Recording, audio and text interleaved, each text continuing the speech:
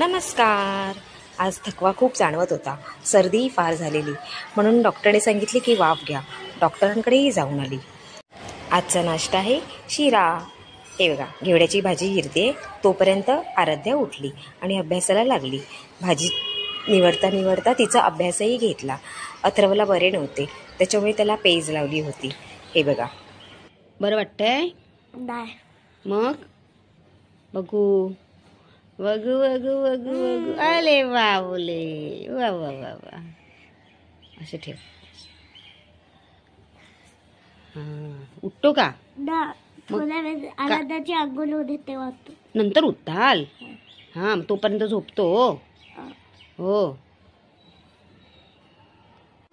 अथर्वला ताप 103 104 असा यायचा. त्याच्यामुळे परत आम्ही एकदा डॉक्टरांकडे गेलो. त्याने डॉक्टरांनी आम्हाला ॲडमिटच करून घेतलं. बिचारा अथर्व.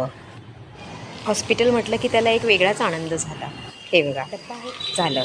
शेजाऱ्याने आम्हाला थोडी मदत केली. भाजी आणि चपातीची आम्हाला सोयही केली. कलिंगड कापलं, खूप छान निघालं. मग त्याची आत्तू आली. आत्तू आणि मी बाजारात गेलो. अथर्वला काहीतरी खायला हवं होतं. त्याने ऑर्डरच सोडलेली की मला काहीही तरी खायला घेऊन या. मग त्याच्यासाठी लाडू घेतले आणि फ्रूट्स म्हटलं काय घेऊ, तर मग आम्ही सफरचंद आणि डाळिंब घेतलं. हे बघा.